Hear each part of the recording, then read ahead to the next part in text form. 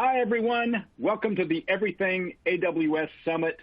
For today's event, the hardworking folks at the 1105 Media News site, Virtualization and Cloud Review, organized sessions featuring two independent experts, Stephen Smiley and Carlos Rivas, and an information-packed session featuring presentations by our sponsors, Enterprise Backup as a Service provider Clumio, and full-stack application development platform provider OutSystems.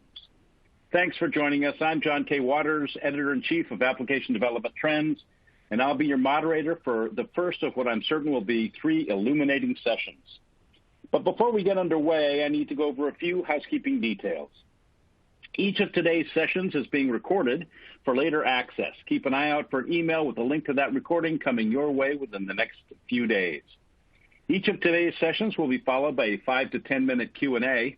You can type your questions into the Q&A box at any time. Please feel free to add your questions as they occur to you throughout the summit. We'll do our best to get to all of them. Our sponsors, Clumio and OutSystems, have provided some additional resources that can be found on the right-hand side of your screen. Please take a moment to check those out. And finally, at the end of the third session, one lucky attendee will be receiving a Nintendo Switch. Part handheld, part home console. It's the only gaming device you'll ever need, but you must be present to win, so stick with us. Now let's get started with our first session, What's New and Hot, AWS Features and Management. Our presenter, Stephen Smiley, is an AWS Solutions Architect with Intervision Systems, where he leads the organization's AWS consulting program. Stephen focuses on enabling innovation by making security fundamentals accessible and actionable instead of a roadblock. A former military intelligence officer, Stephen balances strategic and tactical thinking to help you accomplish your objectives. You're in for a good one. Take it away, Stephen. Thank you so much. I'm glad to be here today. I've got an interesting topic, to me at least, and I'm hoping I can make it interesting to the rest of you. So as John said, my name is Stephen Smiley. I lead the cloud practice at Intervision Systems. We do a number of things. I particularly have interest in providing comprehensive security, migrations into AWS, and cost optimization of your existing workloads.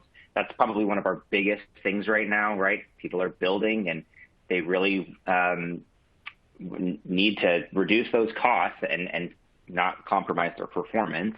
And then also serverless applications, and really building native things, utilizing the strengths that AWS has. So those are some of my interests. I've got a few of the AWS certifications to kind of back up my credentials.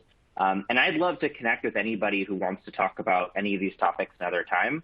You can find me on Twitter at Stephen Smiley or on LinkedIn, and I'm happy to connect with you guys and talk about more of these things.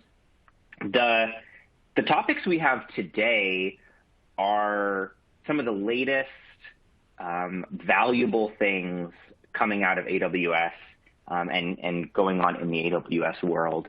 As an AWS consultant, I spend... And we have experienced a brief interruption in the conference. Please remain on the line while we reestablish the speaker's line. Thank you. Sorry about that, everyone. Stephen will be back with us shortly. Just want to remind everybody to be sure to type your questions into the question box on the left-hand side of your screen. And also check out the agenda and slides and additional resources that our sponsors have provided on the right-hand side of your screen. And remember, at the end of the third session today, we will be giving away a Nintendo Switch, and by all accounts, it's just getting rave reviews. I haven't used it myself, but I'm fixing to buy one. Everybody hang on at the end, and you'll have a chance to win that device. Let's see, what else can I... Okay, here we go. Hey, this is Stephen. I'm back. Sorry about that. So I'll just jump right back into it. So we're talking about the things that I think are valuable. As an AWS consultant, I do this all day. I sift through these things. I try them out myself. And then I work, with my clients on trying some of these as well. And so what I'd like to bring to you are the things that I think are of the most value. And so we've got a number of things. Let's jump into it. Please send me whatever questions you have. We'll try to answer them throughout the session. So the first one is IAM Access Analyzer. And this isn't a brand new service. This is the IAM Access Analyzer has been around for a couple years now, and it previously focused on helping you identify permissions and resources that could be used by external entities. Now, this is already super valuable, right? If I've got an S3 bucket, I want to know who can reach this bucket, right? I would like to be able to validate that this is not publicly available, or maybe not just public, but available to other AWS accounts, right? Or maybe I really do need this bucket to be available to some partner or account, and I want to make sure that it can be reached, but maybe not by other people, right? So IAM Access Analyzer helps us with a lot of that. Unfortunately, when we write IAM policies, a lot of the times we start by making them pretty broad, right? We want it to work, and that's the most important thing for us, right, is making it work. And we kind of tell ourselves, yeah, well, we're going to come back and we're going to refine it and we're going to maybe scope it down to least privilege, right? Because we've all talked about how we follow the least privilege principle. But in the real world, it doesn't happen nearly as much as we want. So Access Analyzer is going to help us in two ways. First, it's going to help us write better policies using a policy validation technique, and we're going to take a look at what that looks like. But it's got over 100 checks to make sure that what you're writing makes sense and doesn't have obvious flaws. And then we're going to be able to refine those policies based on our actual usage. So, okay, it's been running for 30 days. How do I know which APIs this principle actually used and which ones it didn't? Well, this will automate that process, and you can refine it and come back, and now you've got a least privilege policy. To me, that's pretty cool. So let's take a look at what that looks like. IAM Access Analyzer doing policy validation. Here's some linting checks. So if I have a syntax error and I'm missing, a comma or a semicolon or whatever it is, this is going to pop an error right here in the console, and you can see on line 3, there's a little red box with an X because I've got an extra bracket in there, or I guess it's an extra parentheses. And so it's going to tell me right there, line 3, column 4, parse error. That's really helpful, right? I don't need to be figuring that out later. So it's going to help you with linting, but then also security. So here, my policy passes the linting checks, but I've got a error or a warning that says I've got pass role with star in the resource. And if you don't know what that is, you can be forgiven, but it's like the most common policy kind of vulnerability that we see. So, and it explains this right. It explains it right here. It says using this can be overly permissive because it allows pass role on multiple resources. And so we recommend that you specify the Amazon resource name or add a condition key. So IAM pass role allows you to give a particular IAM role to some other principal. So let's say I've got an EC2 instance and I want it to have permissions to do things. Well, if I have IAM pass role, I could pass that instance the administrator role. So even though I'm not an administrator, I'm just able to manage this particular instance. Now I can give give the administrator role to the instance and then run commands from that instance as administrator. So I've effectively escalated my privileges. Well, that's not a good situation. So here we should be giving a condition on what roles can I pass, and probably to what instances can I pass that role. So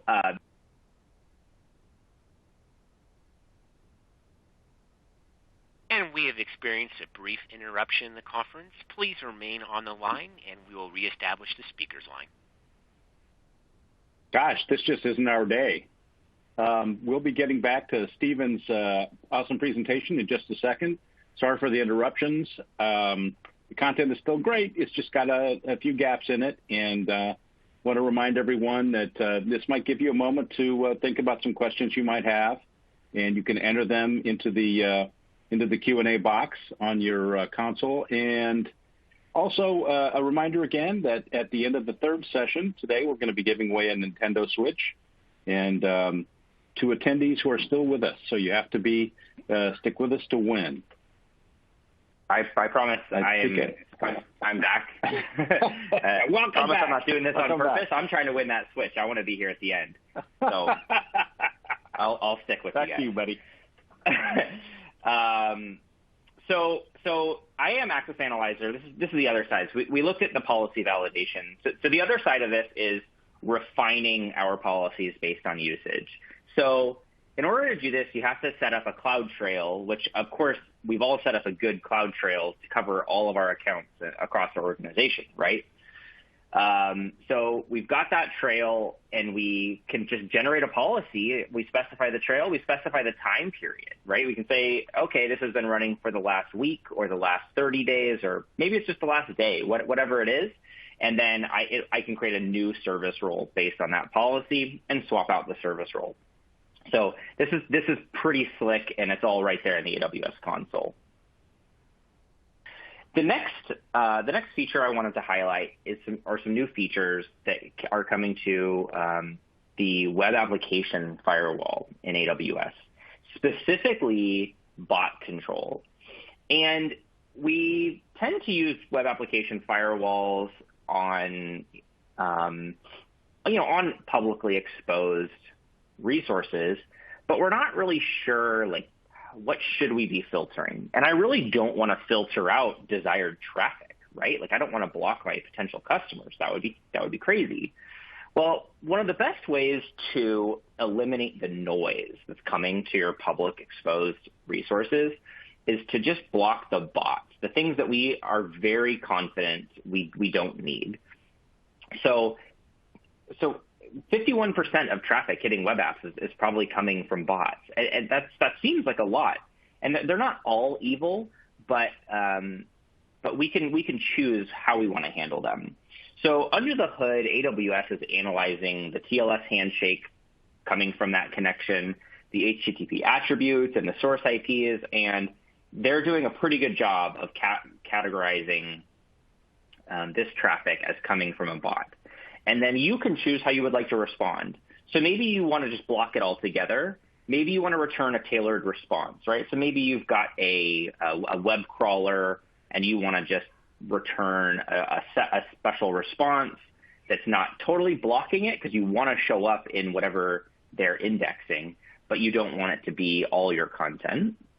Or maybe you just want to insert a new header, and then your application handles it a little bit differently by reading that header. So you have control over that. And then you can also just add labels that you can use in future rules. So you could, label this traffic, and then in a subsequent rule say, if this is a bot, then, do this. So you can handle it a little bit differently. And you can also see it in your CloudWatch metrics, just so that you have an idea of, how much of this traffic is real traffic, how much of it are bots, and you can figure that out. But one of the main reasons to use this is just to reduce your cost and save your performance, right? So if I block this traffic right there at the edge, then it's not even hitting whatever I'm hosting. So, right? So maybe I'm hosting on EC2 instance or some ECS cluster or something like that.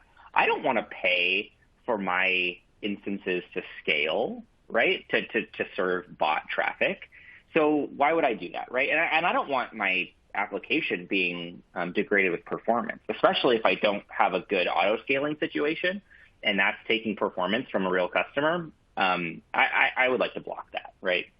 I think the best part of this really is the pricing is extremely reasonable. At only $10 a month plus $1 per million requests, that's really reasonable considering that I'm hosting a public service.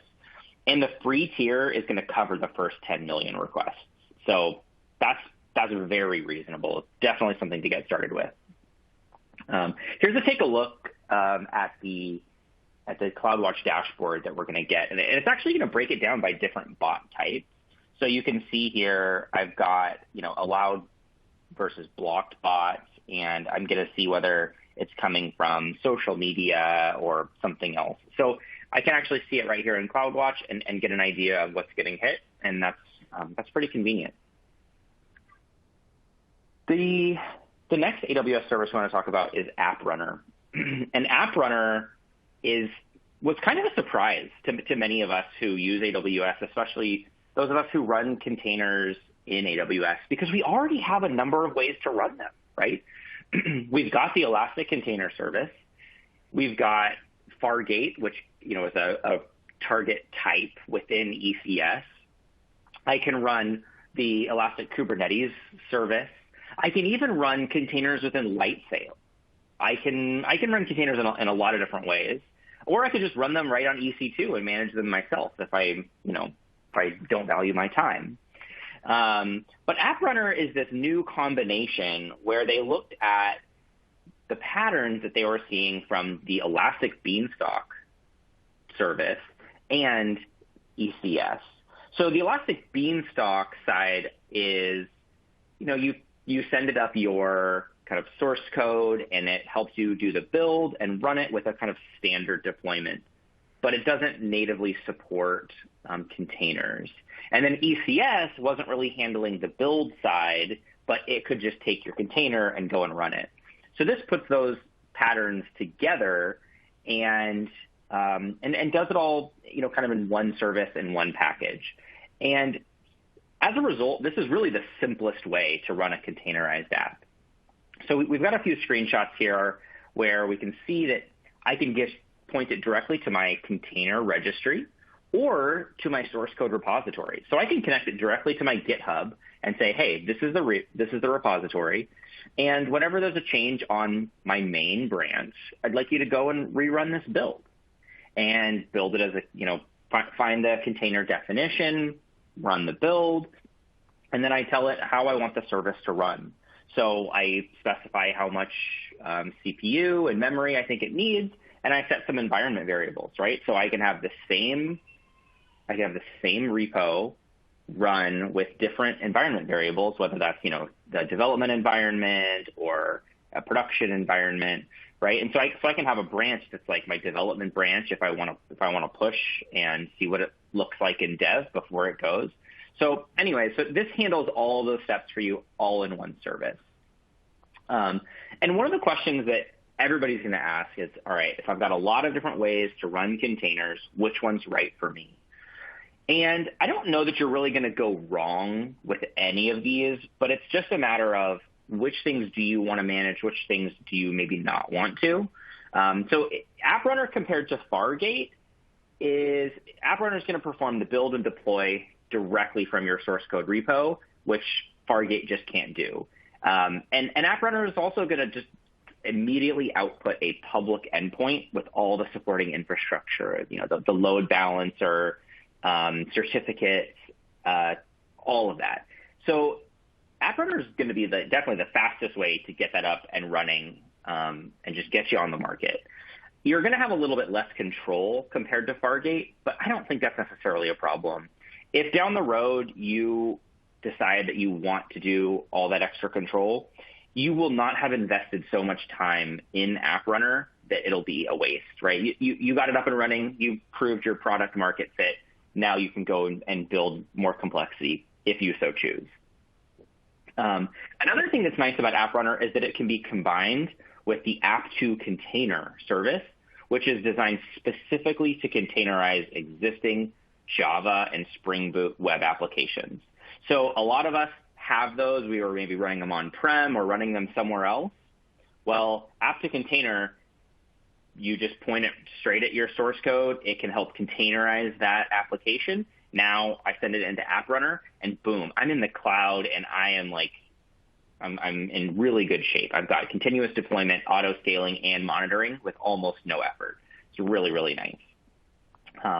And the other thing to consider is that AWS has this Copilot tool, which has traditionally been focused on ECS and getting you started with ECS. And AppRunner actually works with that. So you can use AppRunner as a deployment type. and you get all the customization from Copilot.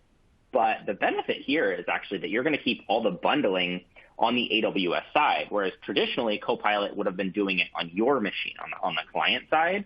And so now Copilot's going to tell App Runner to do all that work on their machines.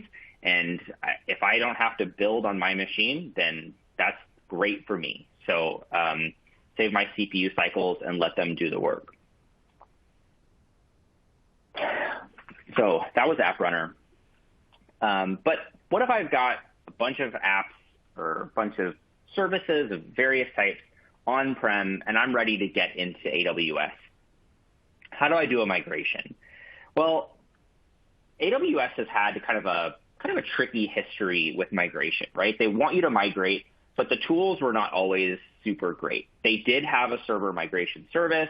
They still have this database migration service, and they've got a variety of things. But there was not really one great place to migrate. And there was a competing product, Cloud Endure, the AWS saw was a lot better. They acquired it in 2019.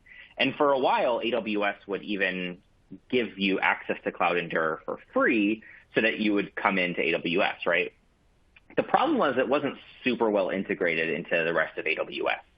And now it is. So just a few months ago, they have completely integrated it, rebranded it as the application migration service, and it is now the primary migration service. And with that, you really should stop using the server migration service. It's still available if you want to just do one thing and that's your, and maybe you've already got it running. But this is really the better way to do all your migrations now. And the process is pretty simple. You're going to install an agent on your source server, and it basically sets everything up. It continuously replicates that system to an AWS staging area. So it makes the connection, it figures out what it needs, and then it's continuously sending that data. So as your application changes, it's sending just the deltas, just those changes, and it's actually not going to fully size that instance on the AWS side so that you're not having to pay for it. And then when you're ready to cut over to production, you'll be able to do a test and actually just cut it over with basically no downtime. So we're going to take a look at what that looks like in the console here in just a second. But one of the things to know is that it's free for 90 days, except of course for the infrastructure that you provision, right? So you're going to pay for the storage and the instances during those 90 days, but you're not paying anything else for that service. And when I say 90 days, some people are like, whoa, that's not that long. Well, my recommendation, honestly, is to focus on your migration and get it done in those 90 days. If it takes too much longer than that, unless you're like a really, really big organization, migrations tend to drag out for several years and just drag everything down. So I think 90 days is perfect. It's enough time to get you in, get you up and running, and then you can just work from there. So it's pretty good pricing. So here's what it looks like when you use Application Migration Service. In your normal AWS console, you go and just say, hey, I'm going to get started. And then you add your source servers. So you've got, it's got agents that will run on basically any system you've got out there, and they're already ready. And as soon as you add them, they're going to show up in this list, and you've got some basic information about their status, their data replication status, and what the next steps are for each one. And then you just go in and configure each server. So you say, hey, these are the launch settings. I'm going to bring my own license. I would like to bring the private IP with me, or maybe I want a new one. I'm going to bring some server tags from my previous system, whatever it is, right? And you also just say which network you want it to go into, which subnet, how much storage it needs, et cetera, right? So you configure it as desired. And then once it's ready, you can launch a test instance, either one at a time or even in groups if you've got a few of them that need to work together. And then you can launch them, run some tests on them, make sure everything's working out okay. And then if it's ready, you can mark it as ready for cutover. And you can cut it over to production whenever you're comfortable, but you might also wait until a whole fleet of servers is ready. But it's up to you. And if testing for some reason doesn't go well, then that's okay, because you can just kind of revert it and say, okay, I'm not ready to migrate, and go investigate what's going on. And in my experience, when those things fail, it usually is like network configuration. It's expecting to be able to reach a DNS server or something that it can't reach. So I just go and fix that network configuration, come back, and run another test. And the best part is I didn't pay for it to run that whole time. So it's pretty nice. And then you're also going to get this overall view of your migration progress. So you can see the different stages, where I'm at, when did I run my last test, and my data replication is healthy. I've got 100% progress. So this is such a clean interface compared to any other migration service that I've worked with. And then once you're in, you're going to get the benefit of all the other AWS services. And that actually kind of launches us into the next service here. So now that you're in AWS, let's talk about Incident Manager, right? So let's talk about how am I going to handle, my system management, and how am I going to handle when I have an incident on those systems. So one of the best services that AWS has come out with in the last few years has been Systems Manager. And it's got a variety of capability to let you do patch management, to let you run commands on those servers, or install applications, or collect inventory. So it's got a lot of things that we were used to having in on-prem world, and you can do it right here in AWS. But one of the gaps they had was kind of an incident management service, which was kind of odd, because AWS is actually great at their own incident management. That's why they have such low downtime for all of their services. But they finally brought that to us in AWS. So what you're going to do is you're going to define contacts and channels for your incidents. Say, I want to talk and, I'm going to reach people through text messaging, or I'm going to call them or send them an email. You've got some escalation plans, so you can define, okay, well, if this person isn't available, if they don't respond, then I can escalate it to another person. And you're going to build an overall response plan with those contacts and that plan, and the run books that you're going to do for various incidents. And then these can be triggered either manually or ideally through some sort of alarm on CloudWatch or EventBridge that receives events from your systems. And so here's what it looks like. When an incident starts, it's going to build this dashboard for you. Throw together a title, for example, high latency of DynamoDB writes, right? So my database is having high latency, and this is going to impact my customers, right?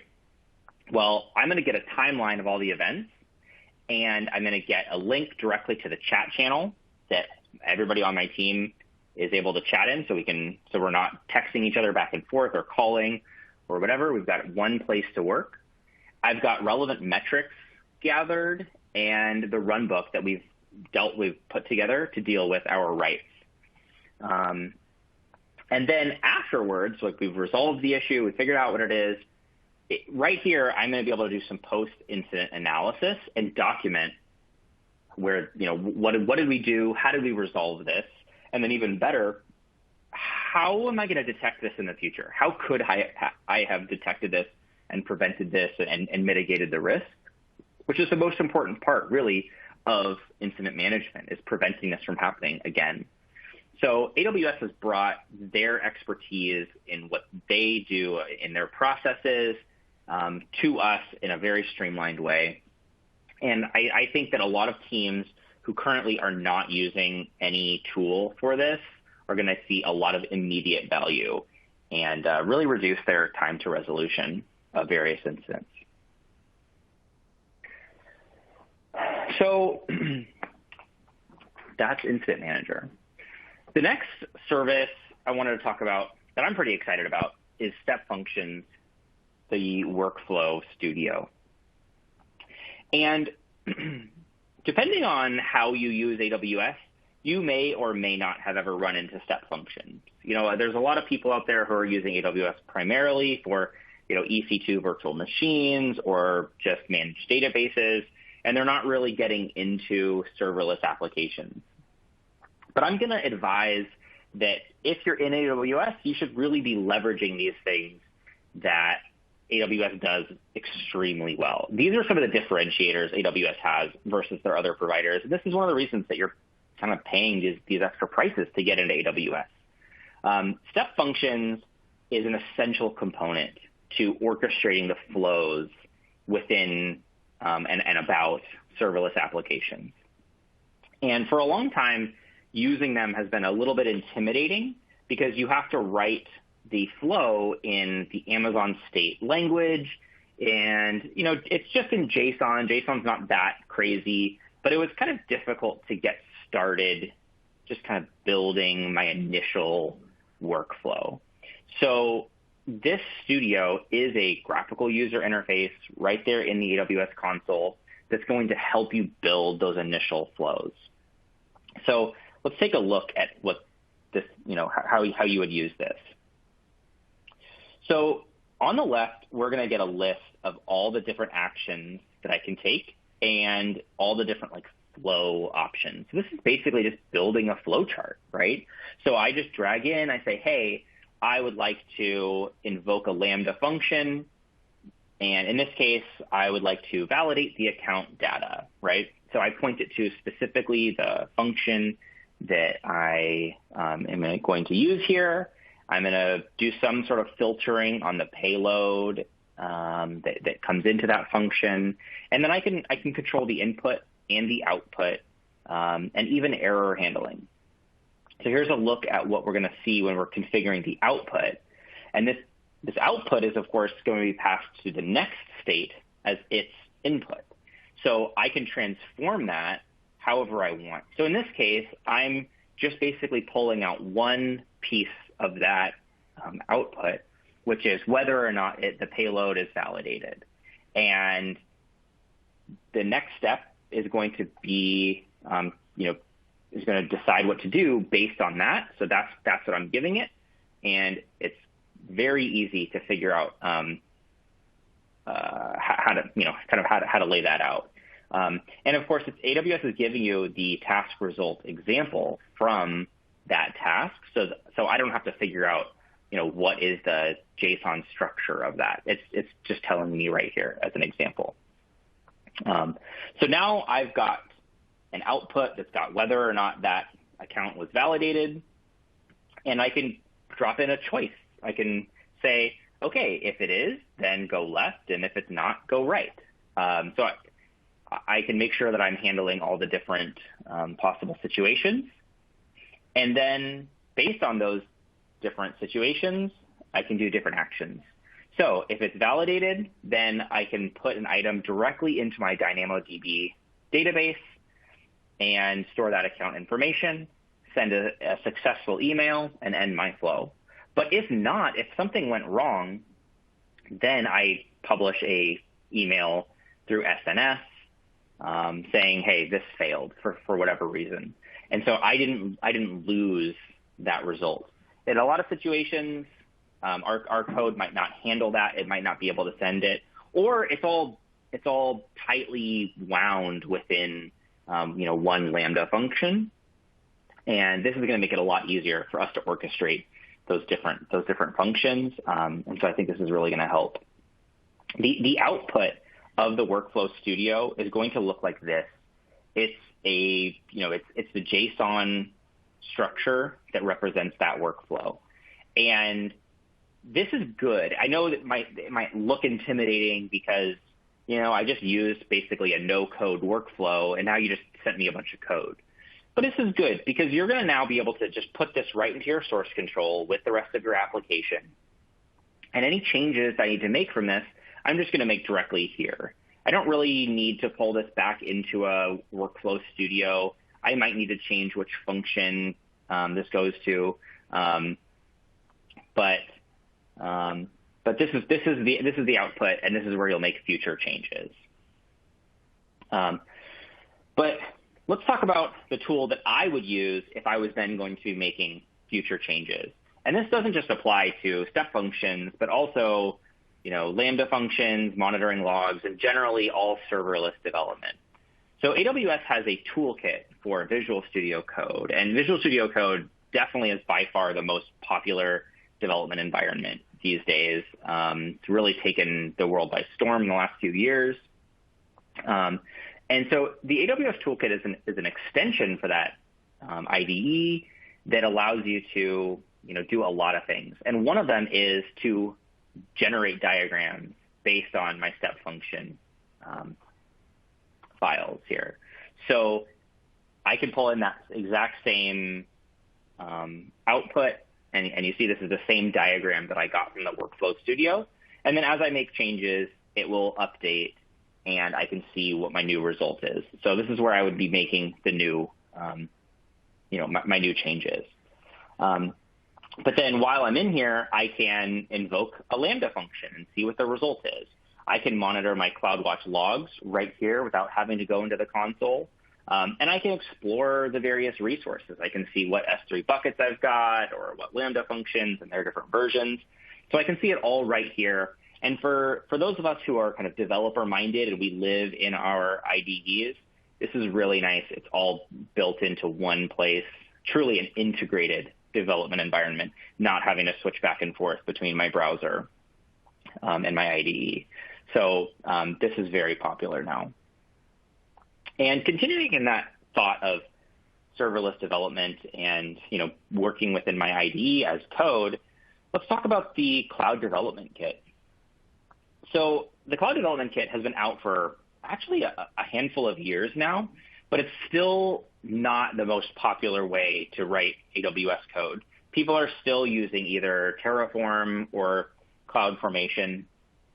And AWS has a pretty powerful new way of writing your infrastructure using regular languages.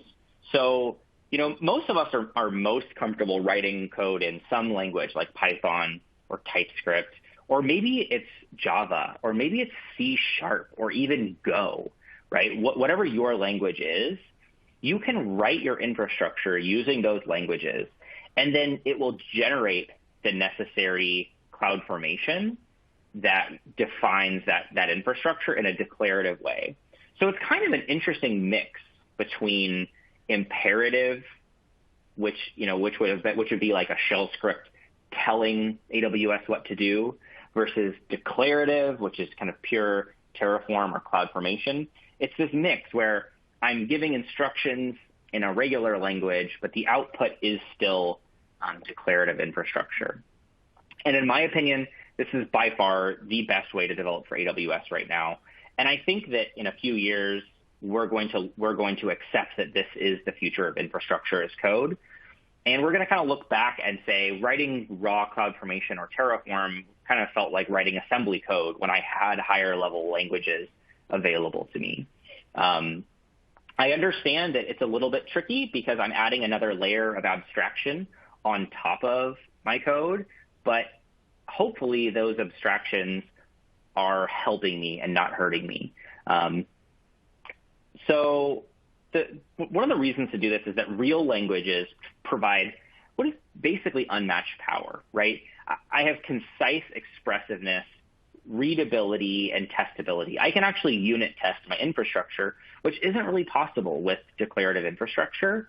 I can read what somebody else wrote much better than I can in a declarative way.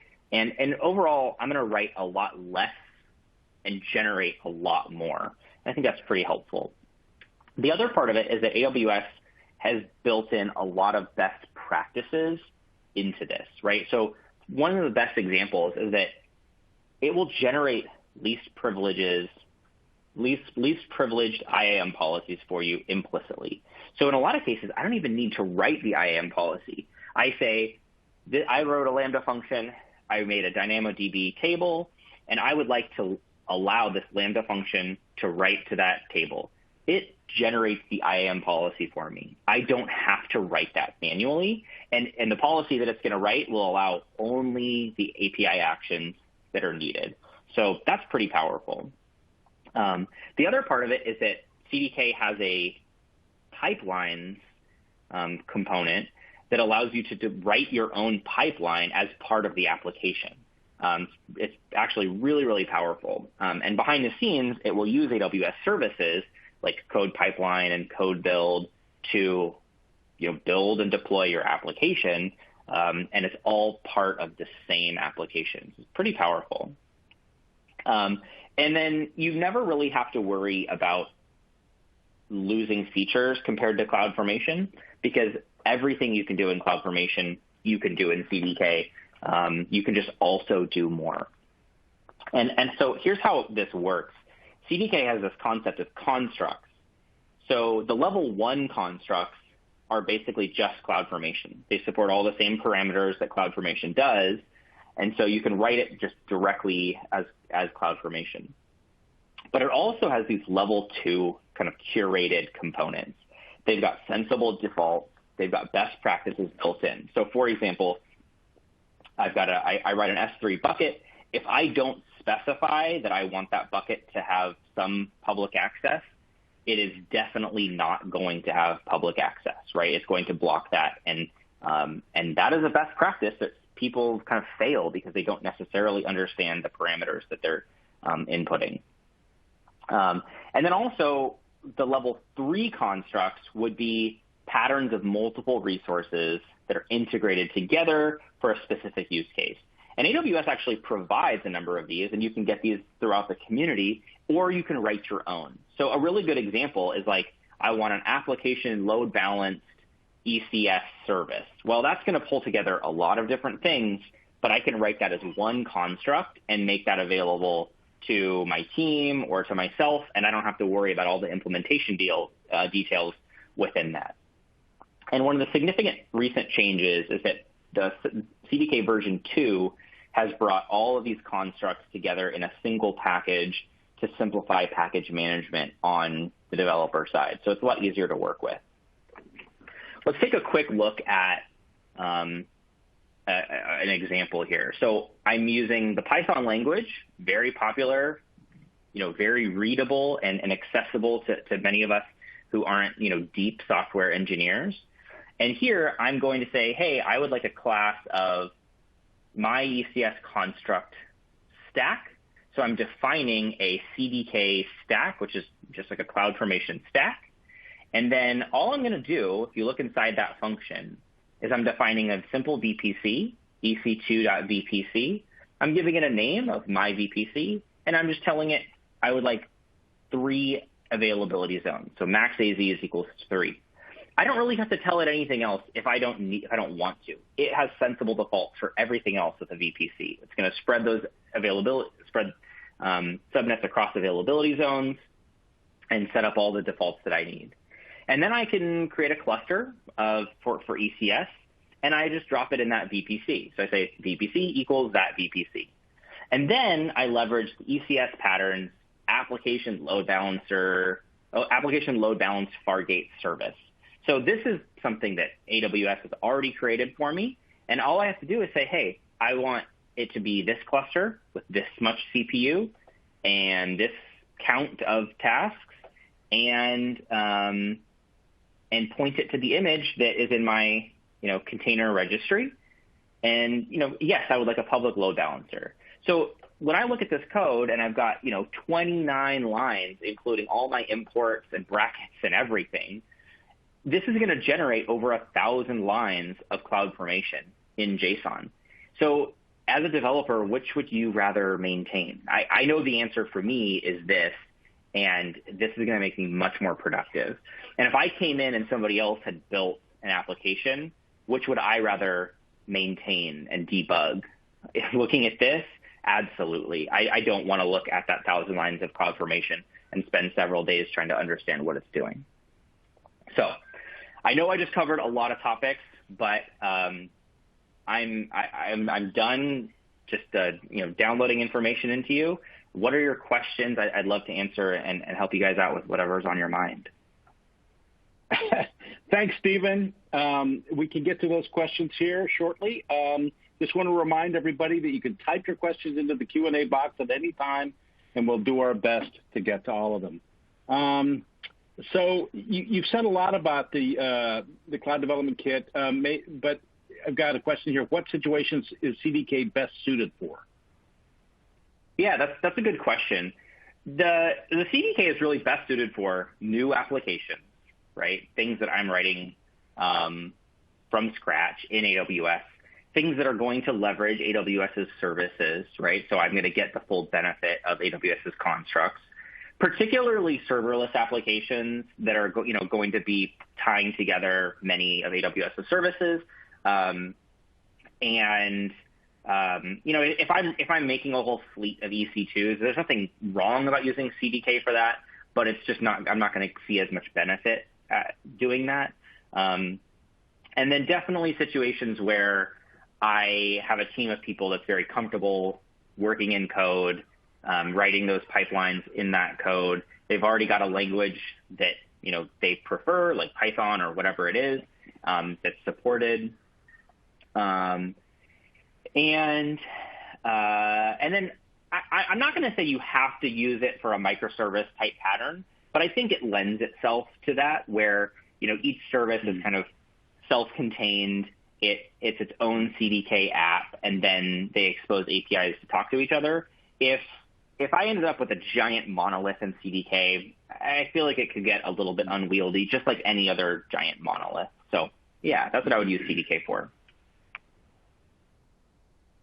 Thanks, Stephen. So you also talked a lot about the application migration service. How do you recommend getting started with an AWS migration? So if I was getting started with an AWS migration, truly the first thing that I would do is I would build an inventory of my applications, right? I would figure out, what do I have? And then I would get in touch with an AWS partner who, is qualified for migrations. And I would have them, I would have a conversation about which of these is a good fit for, lifting and shifting into AWS, which of these is maybe not even a good fit at all to bring over, and which of these really should I be kind of refactoring to an AWS service. But really, I would not say that I would just jump right into it myself, because as much as AWS is very accessible, it's also something you can kind of shoot yourself in the foot with. So it sounds biased because I work with an AWS partner that does migrations, but we truly believe we bring a lot of value as a partner. And one of the things that we really try to do is get you up and running so that this still is your environment. We don't want to take it from you, but we want to help guide you so that you are successful. So that's how I would get started. Thank you. So a quick back to CDK. Can CDK be used instead of CloudFormation for integration with third-party CSPM solutions? Absolutely, right? So that's one of the benefits of CDK, is that you can do anything you can do in CloudFormation, you can do in CDK, right? Absolutely. Those third-party CSPMs, they might. I mean, it depends on what those solutions are. So I'm guessing that potentially that third-party CSPM is like scanning your CloudFormation for misconfiguration. Mm-hmm. It might not support looking at the CDK code itself, but CDK, when it synthesizes, like basically when it deploys, it synthesizes that into a CloudFormation file. And so you can just point your CSPM to scan that file, right? So yes, absolutely it can. And I don't think it would really require any additional steps. But if you want to talk about a specific one, we could look into that together sometime. Cool, thank you. Here's one. Is there a transform set for easily migrating my old app to a CDK app?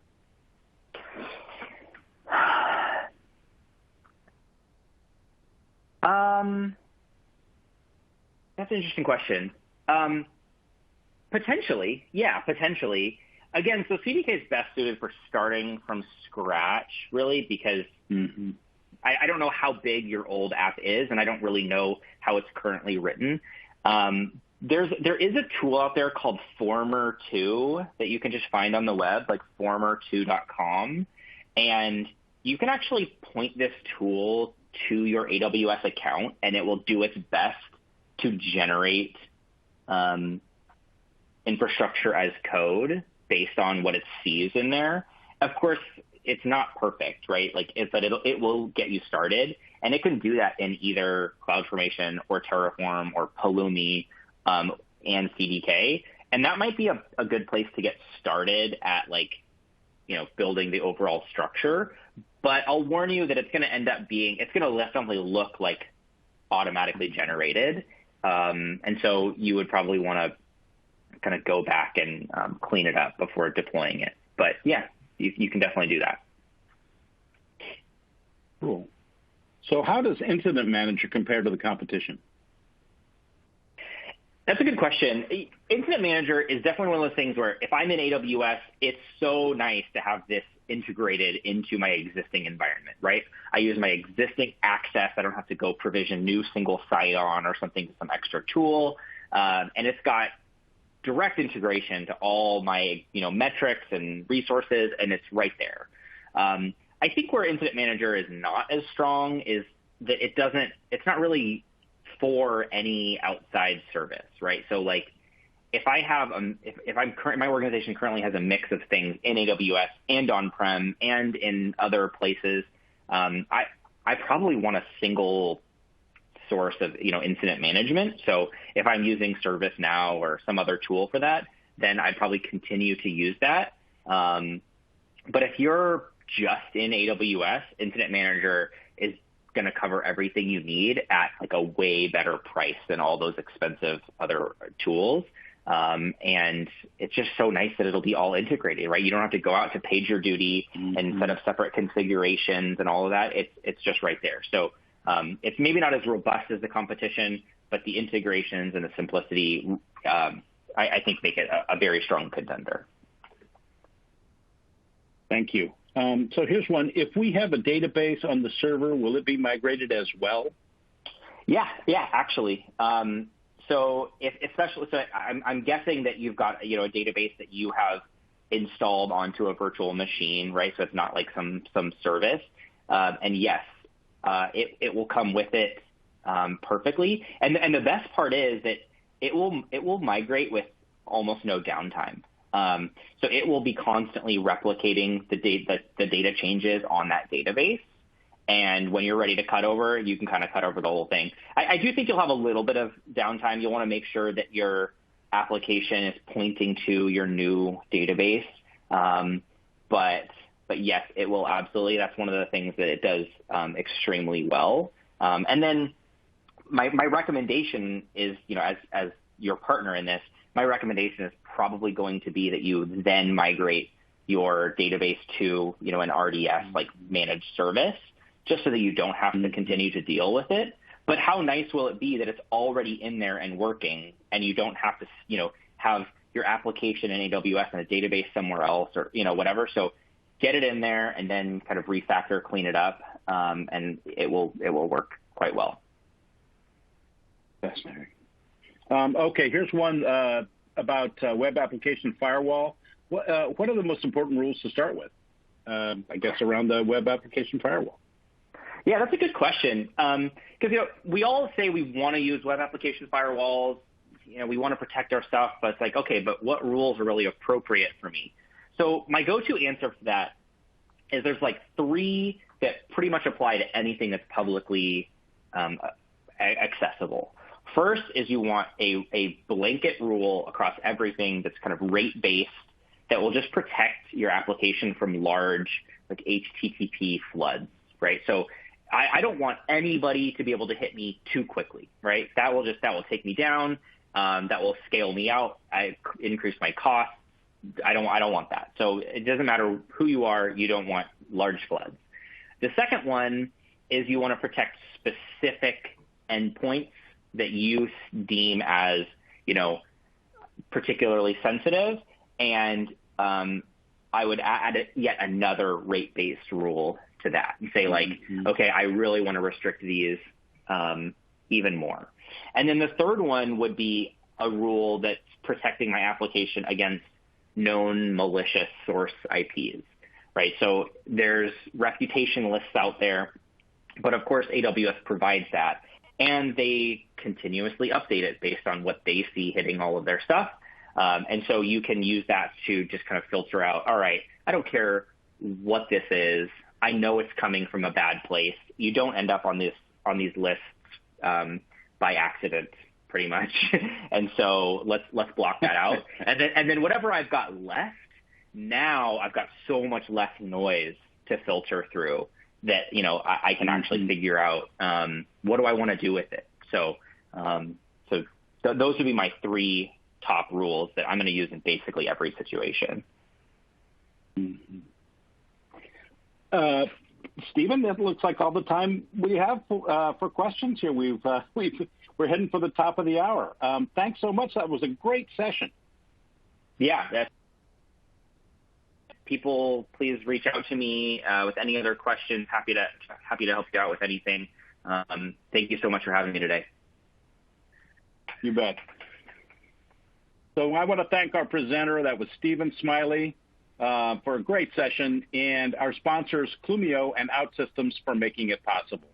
We're going to take a short break, but we'll be back at the top of the hour for our second session, Best Practices for AWS Data Protection, featuring the awesome Carlos Rivas, Senior Solutions Architect at Intervision Systems, and moderated by my colleague, David Rammel, Editor-in-Chief of Virtualization and Cloud Review. This would be a great time to check out those resources on your console provided by our sponsors. And remember, during today's third session, we will be giving away a Nintendo Switch, so stay tuned. Back in a few. Okay, welcome back, everyone. Thank you for being here. And, of course, our sponsors, Clumio and OutSystems, for underwriting the summit and allowing us to bring you this great content. I'm David Rammel, editor of Virtualization and Cloud Review, and I'm here to moderate the second session of our Everything AWS Summit called Best Practices for AWS Data Protection. Our speaker for this session is Carlos Rivas, Senior Solutions Architect at Intervision Systems. Carlos helps California community colleges move their traditional data centers to the cloud. Over the course of his career, he has worked for several large telecommunication providers, managing and configuring network devices using numerous tools and languages, including Java, Groovy, Python, Perl, and PHP. Carlos, it's great to have you here. Please take it away. Thank you so much. And good morning, good afternoon, or good evening, depending on where you are. And I'm really excited today to share my presentation on AWS data protection. So without further ado, let's get going. As always, here's my information. So if you have questions or follow-ups, feel free to connect with me on LinkedIn. I'll be more than happy to answer questions around cloud, infrastructure, software development, or anything I can help you with. Feel free to connect whenever you get a chance. So for today, going into specifics here, we're going to be talking about data requirements, what I call my data first approach, meaning that when you're designing an application, you want to know what you're going to be putting inside it, right? You want to know, hey, this is the type of data that we're going to be handling, and we have to design for this first, and then create an architecture around it, okay? So that's going to be our first conversation. From there, we're going to move on to design for disaster recovery.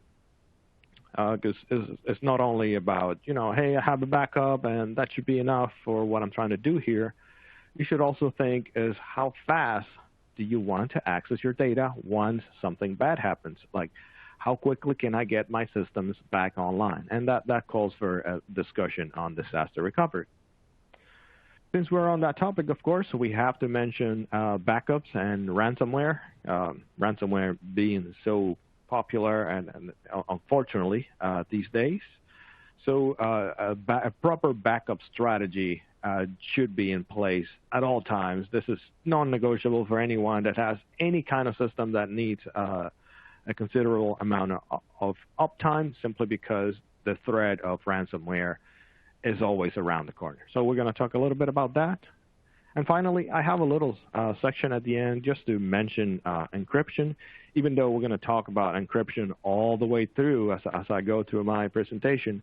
But I want to touch on that just a little bit at the end, just to make sure I emphasize how important that is. All right, so let's just jump right in and talk about data protection requirements. So in this case, what exactly am I trying to get at? Let's say that you are designing a system to handle medical data. That's going to come with a huge set of requirements that you need to have for the data to be legally compliant and safe. The same thing if let's say that you want to set up a e-commerce website and you are past the point where you have something like a Shopify or something where you have somebody else processing the credit cards for you. But now you reach the point, well, I want to be my own e-commerce provider because I've reached this point where I have way too much volume now, so it's just no longer cost-effective to hire a third party, so I want to do it myself. Well, if you are at that point, that's going to come, again, with additional data protection requirements that you will need to abide by in order to keep your data protected. I'll give you some examples right now. For example, if you want to handle credit card information, you need to have an entire inventory of all the equipment that you're using, whether it's virtual machine or physical machines. Some of those devices may be authorized, some may not be, depending on their software configuration or their version. The same thing goes for data retention. Something as simple as a log file with the transaction that just happened on your website. Something like that may have some data retention requirements tied to it. For example, the government might say, you need to keep this data in your data center or in a secure way, in a tamper-proof way for the next 5 years, just in case something happens. And those are things that you need to think about, because that's going to require storage and protection and mechanism and all kinds of things, and that's going to add up in cost over time. The same thing goes for network devices. It's no longer as simple as, I'm going to go ahead and set up a Palo Alto network firewall, and then I'm done with this. No, now you need to get into some other level of protection. Make sure everything is really tightened down to the smallest network segments, and that every IP that goes in and out of your network within reason. Of course, you don't want to get too crazy about levels of security at this point. But, in order to be compliant, you need to have some of those things in place. And finally, the same thing goes for monitoring. It sounds simple, but yeah, you have to have health checks everywhere. You need to know when your systems are being attacked. If there's any kind of activity that is degrading your application, you need to be aware of this at all times. Now, how different would that be from, let's say, HIPAA? In this case, now you're protecting information, but this time it's medical data. Well, to me, it sounds like this is way more important information. So you're going to have to not only have compute requirements, but your human workforce will need to handle the data properly. It's not just as simple as, I'm going out for lunch, and I'm going to leave my computer unlocked with sensitive medical information visible to the whole world there. It's not that simple, right? So you need to not only protect electronic assets, but also the human that use that information needs to be properly trained as well. Also, the same goes for anticipation of attacks. So this goes back to the monitoring point in the previous slides. So you need to be able to detect patterns and things that are going to tell you, hey, something's going on. Maybe I want to take a deeper look into the system because this just doesn't seem correct in this case. And one more point before we move away from HIPAA in this case. Data needs to be protected not only at rest, and at rest usually means encrypted data, but it also needs to be encrypted in transit. So the possibility of having, let's say, a website or a front-facing, customer-facing website without encryption, that's no longer an option here in this day and age. You have to have, at all times, proper secure SSL certificates in place, and data, whenever it's moving from one server to the next, even if it's internally in your company, even if it's internally, you need to have that SSL encryption end-to-end. As long as this data is moving, it needs to be encrypted as much as possible. So how do I know whether I'm in compliant or not?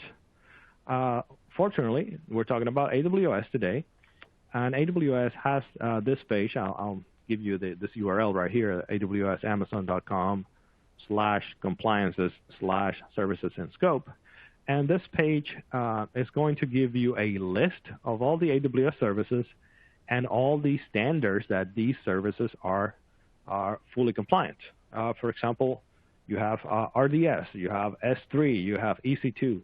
Those are the services that are mostly available at all times in AWS. But you want to be sure that you come to this page and you see, okay, I can use Microsoft SQL Server in RDS because it says here that it is, I don't know, HIPAA compliant or SOC compliant, or FedRAMP if you're working for the federal government. So all those things need to be, at least checked before you proceed to use services. And this really applies to the newer services. I just mentioned RDS and S3 and those services, and they have been around for quite a while now. So they're mostly compliant with pretty much any standard out there in terms of security of information. But if you want to do, say, for example, something around machine learning, some new service that is, let's say, around machine learning, you may not be 100% sure that this new service complies with this particular regulation. So you want to come to this page and make sure before you introduce this service into your architecture. Okay. So moving on to disaster recovery now. I really like this one because this is kind of different for everybody. For some people, disaster recovery could be as simple as, I just need to go to my backup, restore my backup, and everybody's happy. Well, it's not so simple for everyone because some other people might have a different opinion. Like, for example, I need this system back online within 10 minutes. As soon as I find out something's going on, I need the system back online in 10 minutes. Some other might say, I cannot afford to be down at any time for any reason. So it gets more and more interesting depending on how fast you want to be able to recover from disaster. And before I move on, let me take a quick second to define what disaster means. I'm not only talking about natural disaster, like a fire or an earthquake destroying a data center. It could also be, something a little more simple, like somebody just did a ransomware attack and took your information. Like, what do we do? Things like that. So keep that in mind. It's not only bad actors, but it can also be natural disasters and various reasons that would be a disaster trigger. And this is what I just mentioned a moment ago. For example, let's say that you want a warm standby setup for your disaster recovery. Well, in that case, you would be okay, like maybe 4 hours downtime and so on and so forth. You have the two concepts of the disaster recovery. One is recovery time objective and recovery point objective. The point means like how can I go back to the point where something actually happened? Did I lose transactions? Did I lose customers between the moment of the failure and up to this point? And of course, recovery time objective is the number of minutes or hours or days that you're willing to survive without your systems, right? The definition of hot standby would mean, like I need this thing running, right? So, cold standby is like, okay, I can afford a little bit longer of a wait. Let's just go and get this backup and slowly restore and so on. So every architecture is going to be different in that sense. So just keep this, the RTO and RPO concept in mind. Here's one way to look at it. Let's say that you have an RDS database, I don't know, Microsoft SQL Server, for example. You would have it in a setup where where you have in the same AWS region, you have two availability zones. In this case, US East 1A and then US East 1B. And in this two, you have your database, and you have a replica in another availability zone. And if you don't know what that means, it's a different physical data center that may be, located at a significant distance apart, right? So if there's a fire or something in that particular data center, what you have is, okay, I lost a data center, but I didn't lose my database. My system is still running because I have a copy of the system in a different availability zone / a different data center. So this would be what I call a regional disaster recovery setup. And I say regional because if you have like a significant disaster such as a hurricane or an earthquake, this setup right here may not be able to protect you against that. So if we move on into something a little bit more complex involving multiple regions, usually a very popular setup is going to be one replica of the system in the West Coast and another replica of the same system in the East Coast. So in this way, you're more or less covered when it comes to natural disasters. This doesn't necessarily protect you against bad actors, but at least you're protected against, like a fire or a hurricane or an earthquake or something like that. This setup would be ideal because there's just way too many miles between each data center. It's like, thousands of miles away from one another, right? You don't have to go into the details of this particular architecture here. This is just some system that I chose, but I wanted to highlight that you have the option of having various regions with many, many miles between them for data protection. So looking at this right now, this is what I call the a landing zone. This is what you would use if you were to do a proper setup for data protection. You would start somewhere along these lines. And by the way, you don't have to memorize this or follow a book or anything like that. If you are within AWS, you can just fire up AWS Control Tower, and they would create a setup just like the one you're looking at on screen right now. It would make that automatically for you, so you don't have to worry about this thing. And in this case, you will end up with a shared services account where you would have Active Directory and other services that may be shared across your entire organization. You will have a log archive, which goes back to what I mentioned earlier about audit logs and data retention practices. You can do that in a log archive account. And you have a security account where you have your SSO set up and all your security alerts. Moving on from here. Now, all the stuff that I just mentioned, I didn't just make it up. This is actually from AWS white papers.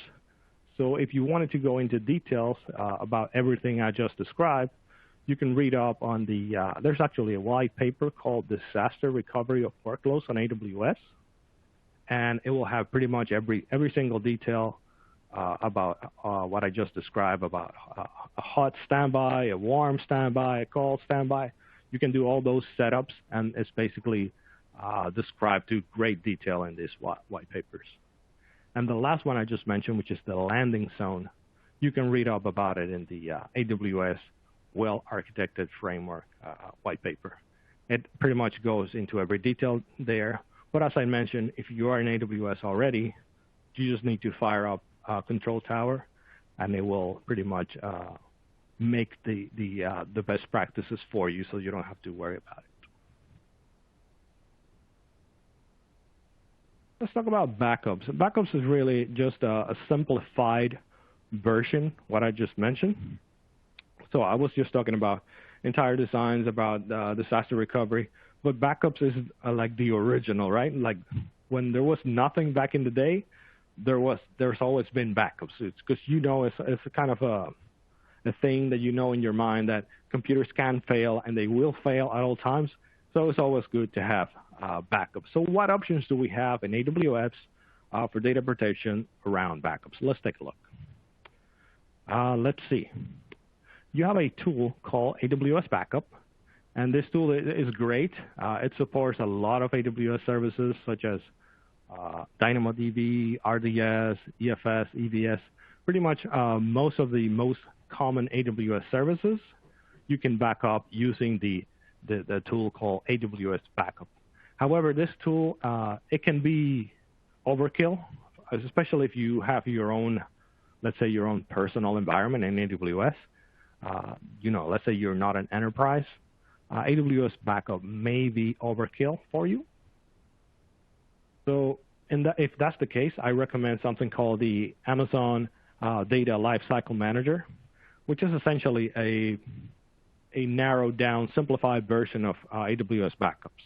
This is basically going into the hard drive, or EVS volume in this case, of all your machines.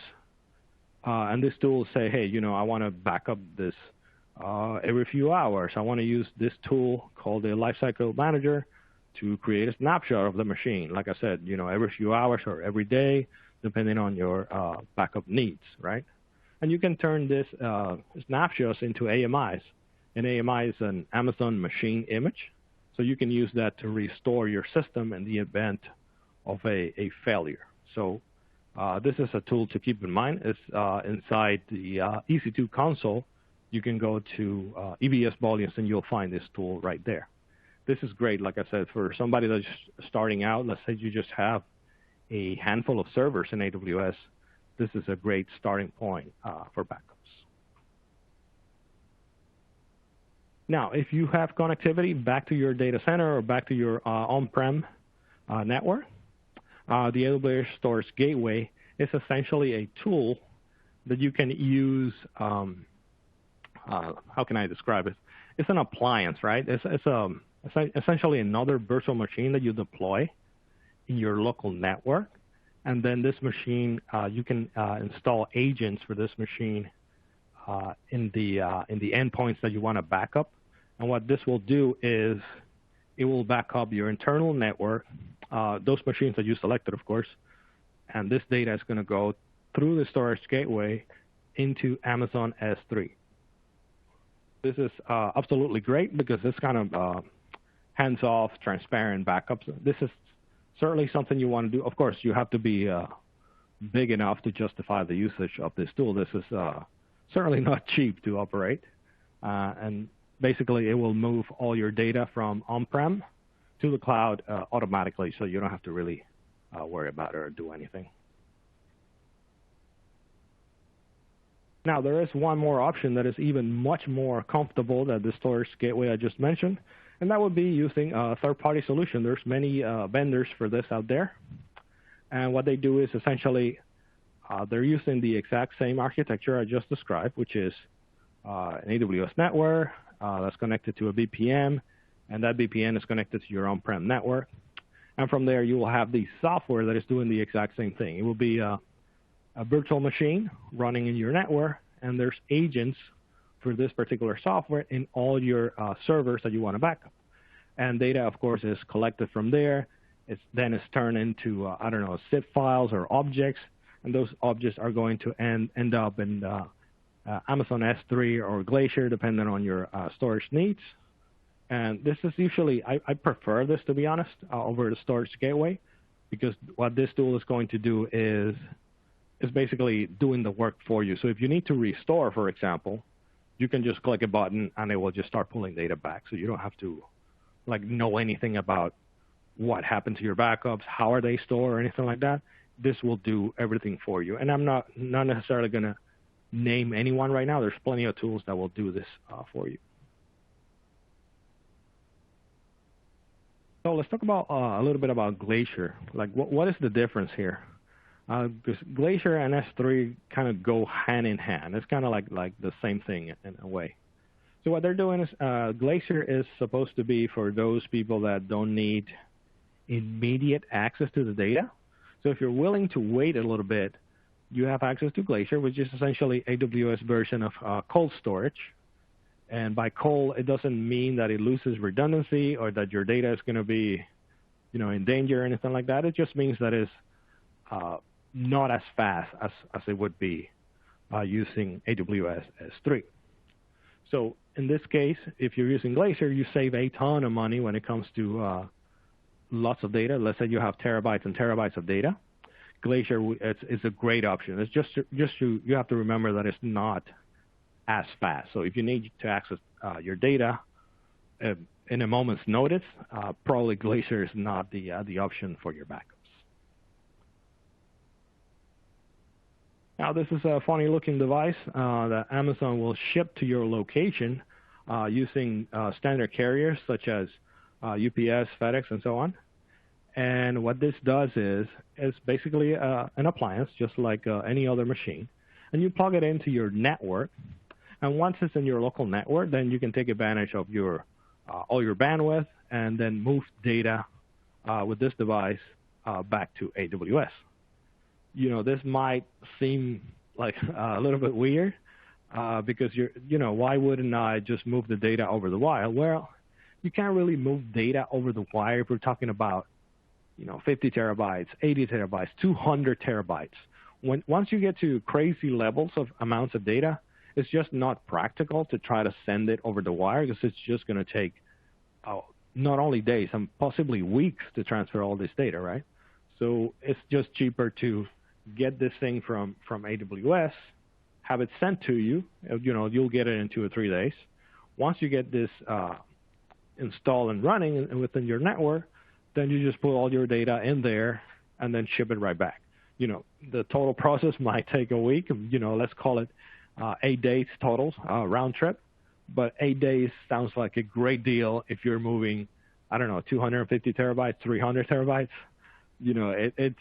It's just a lot more practical to use this in some cases. Oh, I forgot the name of the device is a Snowball. It's the AWS Snowball device. And it comes in versions of 50 terabytes and 80 terabytes, so you may need to order multiples of these depending on the amount of data that you're trying to move to AWS. Now, of course, just because Amazon, right? They have a very exaggerated version of exactly what I just described, which is up to 100 petabytes. And this time it's an actual physical truck that they ship to your location. I haven't been fortunate enough to have a use case for this. From what I've heard, the only use case is, if you have like 4K video streams, let's say that you work for a TV channel, for example, and you're generating these files that are terabytes and terabytes every single time, you could end up in the petabyte range fairly quickly, right? The same goes for companies that generate satellite imagery. You're taking these 4K pictures every few seconds over the entire surface of the planet. So again, you can get into the terabytes of information very, very quickly.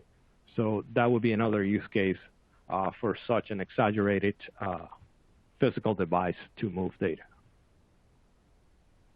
And of course, I had to include a picture of the actual device because it's just so much fun.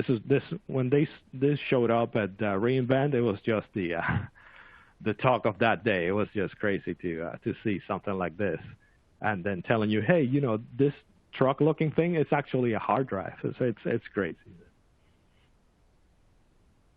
Let's talk a little bit about ransomware because that's something I always like to touch on when it comes to conversations around data protection, just because it's just so prevalent these days. It's like every day you open up CNN and there's some new company that's been attacked with ransomware attack. That's just disturbing. So let's talk a little bit about it. So ransomware is simply a type of malware from cryptobiology that threatens to publish the victim's personal data or just block access to it unless a ransom is paid. Essentially what they're saying is, we got your data, you cannot decrypt it because we have the key, and so to you, essentially the data is gone. We can give it back at the, it's usually going to cost you a few Bitcoin or something like that to get your data back. So you never want to be in this position. It's just absolutely horrible. This is basically a business killer, so hopefully you never have to be in this position.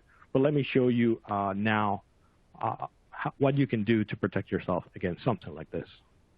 The first concept that you need to know around protecting yourself from this type of situation is called the air gap.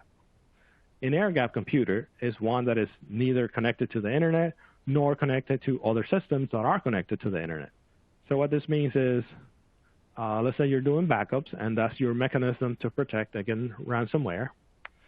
So, but these backups, they have to be in such a way that you send the data one way, and there's no way to get that data back through the same mechanism.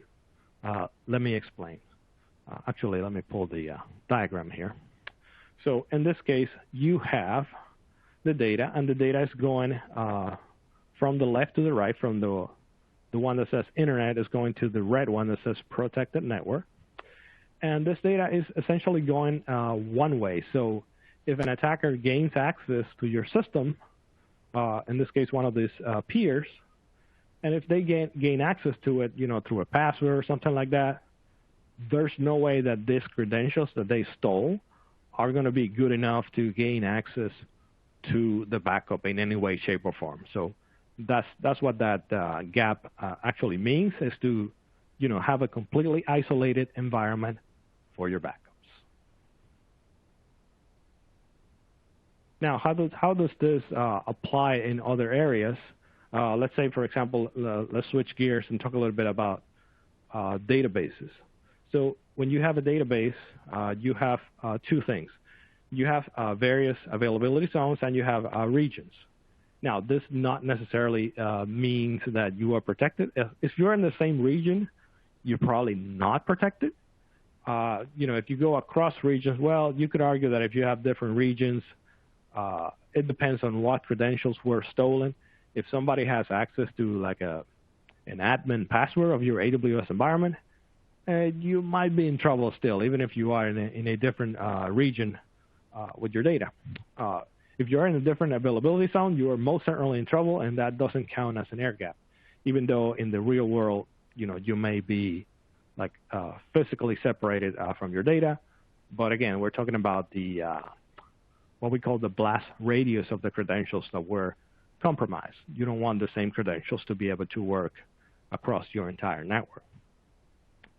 This also goes back to the landing zone that I mentioned, because the landing zone creates various AWS accounts, and in those accounts, your credentials may not work across all of them, and that's a good thing because it creates that reduced blast radius / air gap. Okay, something to keep in mind. Now, going back to this diagram a little bit, databases, if you're using RDS, you have the option of synchronous replication, meaning that AWS can make backups for you in real time at all times, just by the fact that you're using RDS as a service, which is a really, really great thing in this case. So there are services that will actually protect you against certain situations, so just keep that in mind.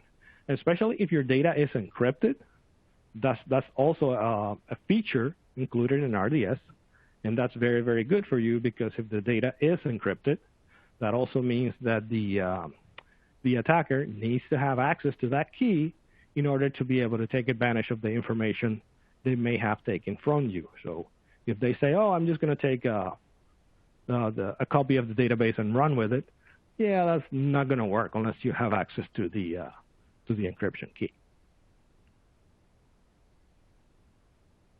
So RDS for backups, you have the option of moving those snapshots to S3, which is great because S3 gives you even higher availability than RDS. So if something were to happen to your application, you know that you have a copy that you can restore quickly and easily from back there. Encryption is supported, and that's something that I highly recommend that you enable encryption in every AWS service that you use, especially if you're handling sensitive data. So always keep encryption enabled. And also always take advantage of automation. In this case, once you have RDS set up, I know RDS is not exactly a cheap service, and this is the reason why, because all these little features that you have, encryption and automated snapshots and And you can even set up retention periods for this snapshot. So it's a bunch of little features that you can take advantage of to protect yourself and your data and not have to worry about those things. So if you're using RDS for your data in AWS, be sure to take advantage of all these features, and I guarantee you'll be fine. Now, this is another feature that I use a lot for RDS. It's not exactly built into RDS, but you can RDS supports this tool. It's called the AWS Secrets Manager, which is a tool that you can use to store, retrieve, audit, auto-rotate, and all in all, just protect passwords. So let's say that you have a database, and this database has obviously a password to protect access in there. Well, you can set up a password that will change every 10 days, every 15 days. And you don't even need to know this password because, this tool will manage that password for you. And it will go as far as changing the password for you, which is really, really great. So, yeah, like I said, you don't even need to know what the password is. You just use this tool, and you provide people with access to this tool if they need the password, right? And also there's an audit trail there, so you can see who's using those passwords, when are they using those passwords.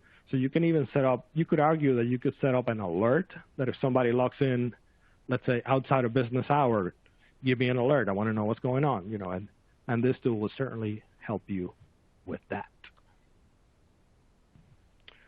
And of course, I just mentioned a little bit about encryption, but I want to touch on a little bit more regarding encryption, because it's just one of those topics that kind of gets overlooked because it's just like a little checkbox that, like if you move data to S3, you just check a little box that says encryption, but you don't worry too much about it, and that's a good thing.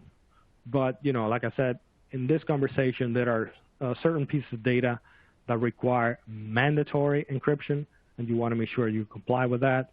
The same goes for, if we're talking about data protection in transit, you want to make sure you have those SSL certificates in place. So encryption is always should be in the back of your mind at all times, regardless what the conversation is. So the number one service in AWS to protect data while in transit or at rest is going to be KMS, or the Key Management System. It's integrated with most AWS services. Like I said, you just go in there and say, oh, you want encryption for your database? You just select yes, and you're done. The same thing with the AWS S3 service.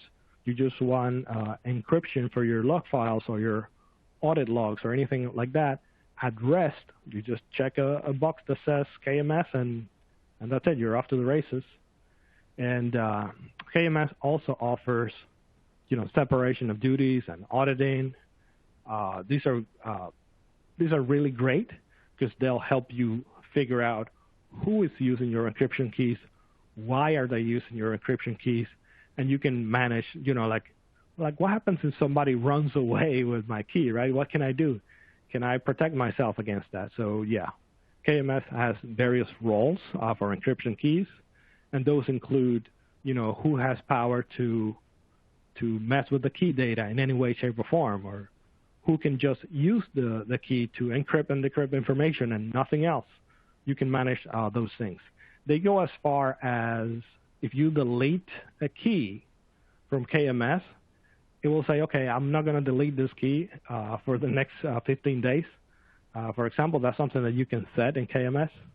And it's protecting against, mistakes or bad actors that want to render your system useless by deleting the encryption key. So it already considers that. So just something to keep in mind. It's a great tool when you want to protect against those potentially internal attacks, right? And lastly is centralized. Centralized means that if you have various AWS accounts, you can just have the KMS set up in just that one account. And that's great because you can limit access to this account that has the key and just allow other accounts to encrypt and decrypt by using this key. But they can never actually change it or see it. These are various options that AWS offers when it comes to key management. One is the number one that says KMS only is what I just described. Essentially, you use the service and it helps you encrypt anything back and forth. No problem. It's entirely transparent to you as the user.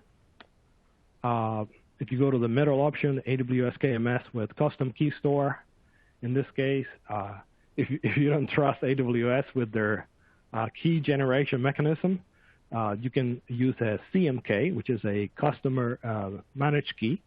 In other words, you provide the encryption key. So they allow you to do this, which is even better. If you have to meet certain security requirements, this is even better because you control the actual data that is being used to encrypt and decrypt. And finally, this KMS with the third-party solution.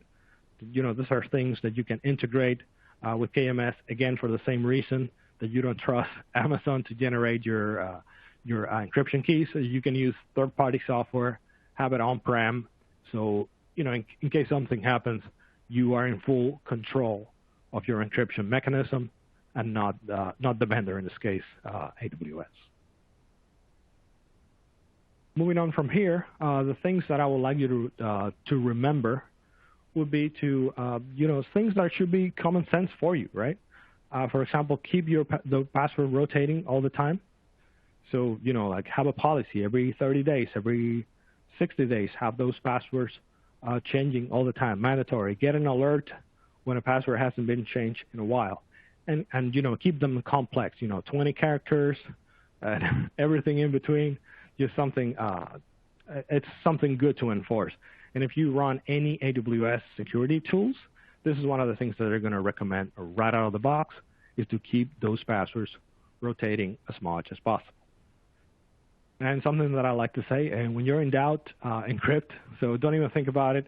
Enable encryption whenever you get a chance, whether it's in transit or at rest. And I realize that, this might slow down systems or, add an extra layer of complexity, or it might even force you to use much more expensive machines for some other reasons.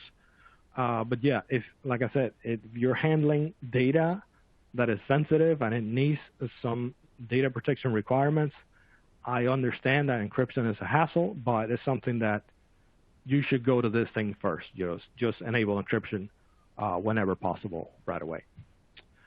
And my advice regarding backups is that a backup that is out of date might as well not be a backup. So take advantage of the automation that AWS provides you. This way, you can keep those backups updated all the time. Some people are okay with just backing up once every 24 hours. Some people, may require every 4 hours of backups. It varies from one person to the other, from one business to the next. But like I said, if they're not updated, they might as well not be there. So keep those passwords in an automated schedule for updates. And of course, I just mentioned the air gap a moment ago. That's something really, really important when it comes to backup. Put them in a place where, they're far away from the actual blast radius. So just assume that somebody's going to breach into your system or something bad is going to happen, and just make sure that those backups are away from that particular environment in the scope of the same credentials or physical data center. If they're away, you should be fine, and that should be your air gap there. And with that, I will open for questions if you have any. David? Okay. Yeah, great. Thanks, Carlos. Great presentation. We will take some reader questions now.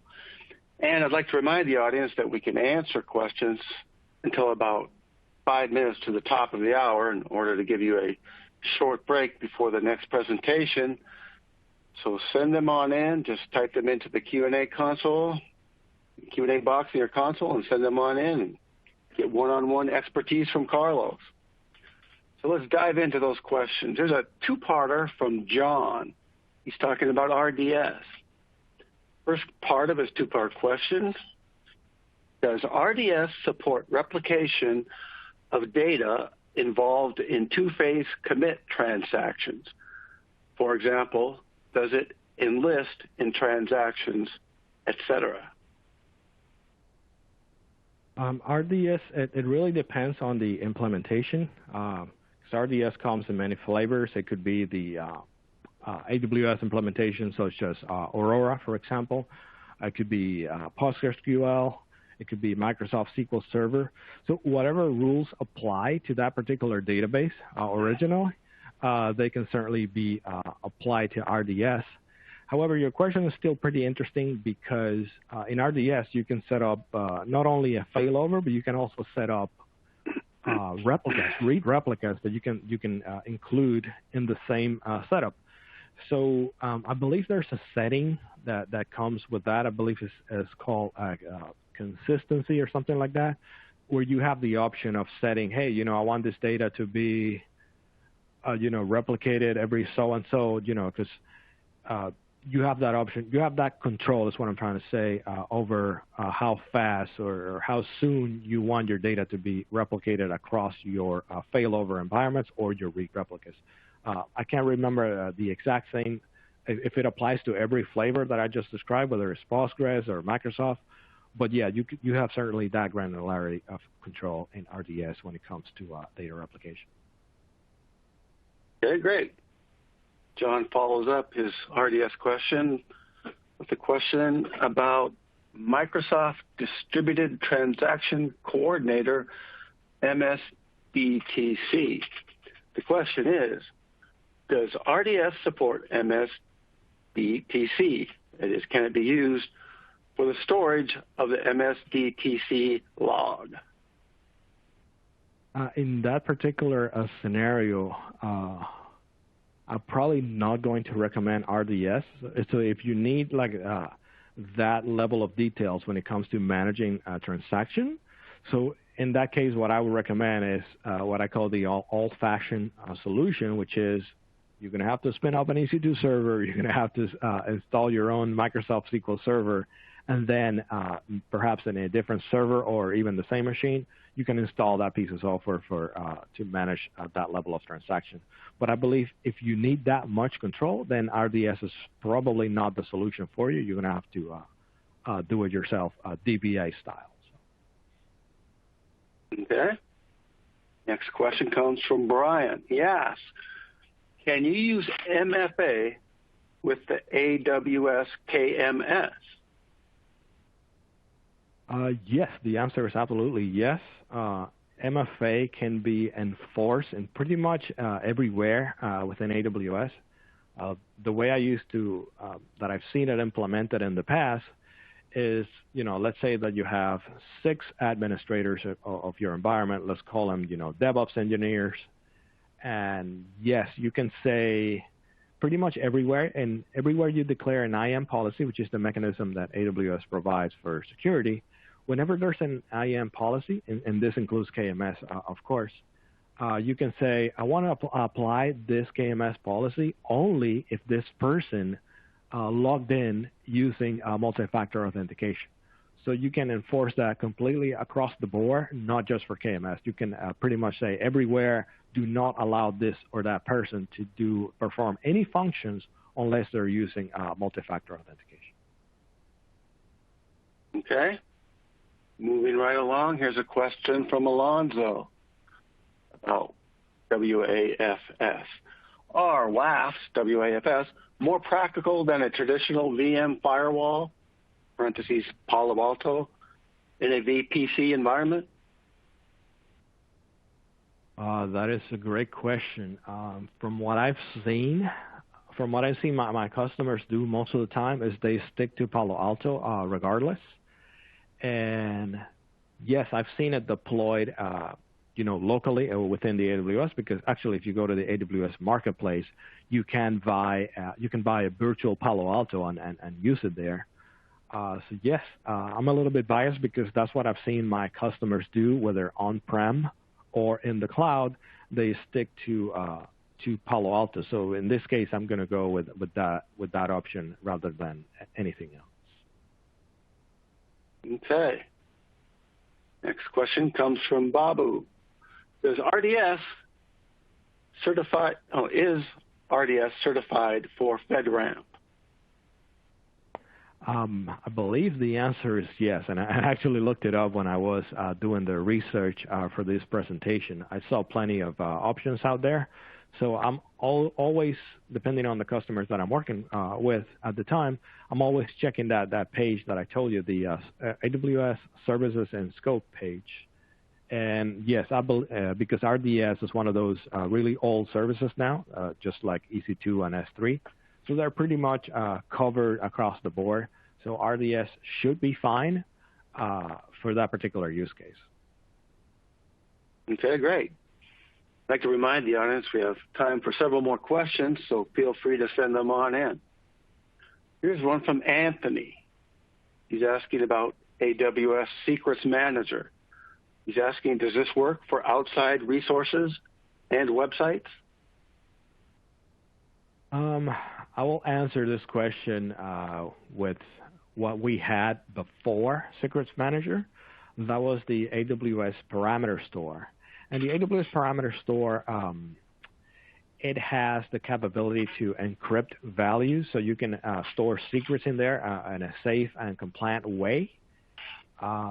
So I would probably use that if I needed to access credentials outside of an AWS environment. You can use a tool like the AWS CLI tool, which you can install on your personal laptop or in a server and in your on-prem environment if you wanted to access those parameters outside AWS. The thing about Secrets Manager is that, for example, let's say the password auto-rotate feature, you cannot use it to just do it on some systems unless there is a tight integration between Secret Management and that system. So it's one of those situations where it's kind of a case by case. But yeah, you can certainly use the parameter store if you needed to do it on your own outside AWS and just use AWS for that particular use case. But one thing that I would like to point you to is HashiCorp's Vault, which is a piece of software that actually does this, and you can also use, and you don't even need a cloud access for this. You can just set it up anywhere, and it's a great tool for credential management outside of AWS. Okay. Next question comes from Thomas. He asked, if you have a file split among drives, does it make recovery more difficult? Probably the answer to that is yes. And I will use an example from within AWS. You can have several EBS volumes attached to the same machine in AWS and set them up in a RAID configuration. And the reason why this comes to my mind right now is because that's one way where you would have a very large file split into various different drives.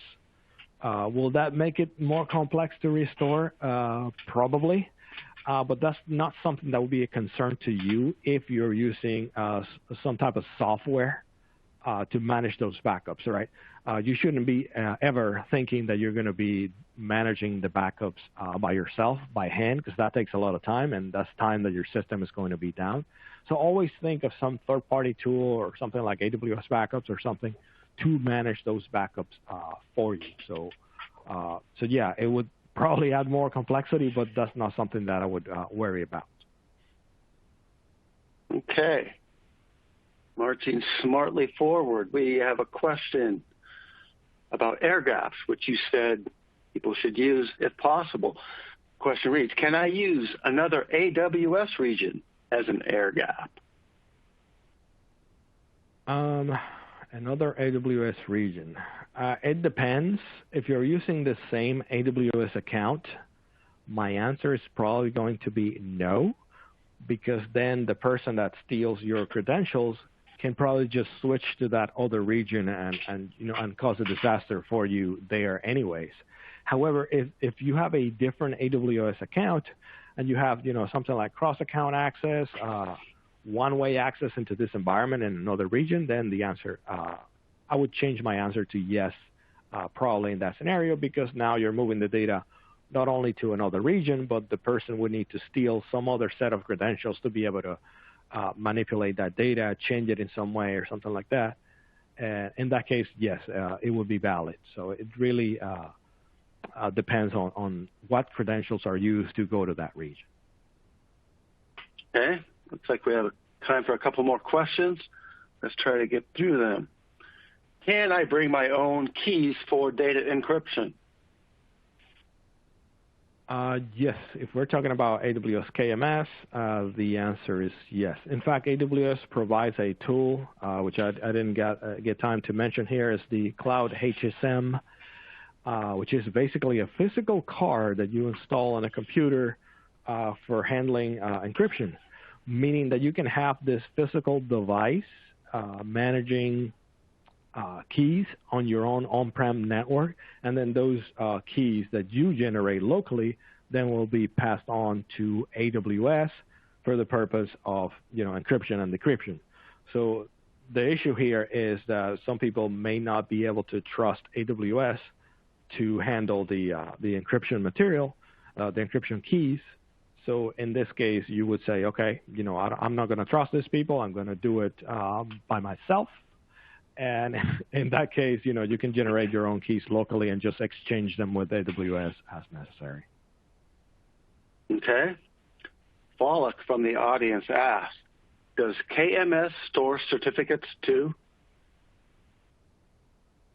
The answer is no. AWS has, I believe it's called the Certificate Manager Store, something like that. It's in the IAM section. There's a Certificate Manager, and that's where you go to generate SSL certificates. And those are there. The greatest feature there is that there is an auto-renew, which is like something that we all forget to do. You have that option there to renew certificates automatically. So it's great to use this tool. And as long as you're using the certificate with a load balancer or an EC2 or something like that internally, it's essentially a free service. So it's always take advantage of something that's really awesome and free within AWS. And this is one of those tools. So whenever you're setting up SSL certificates for in-transit encryption, take advantage of that. It's called the ACM. I can't remember the initials right now. Okay, great advice. Take advantage of something that's free. That's always good. All right, it looks like that's all the questions we have time for. Thanks again, Carlos, for a great presentation and answering those questions. Welcome. That was awesome.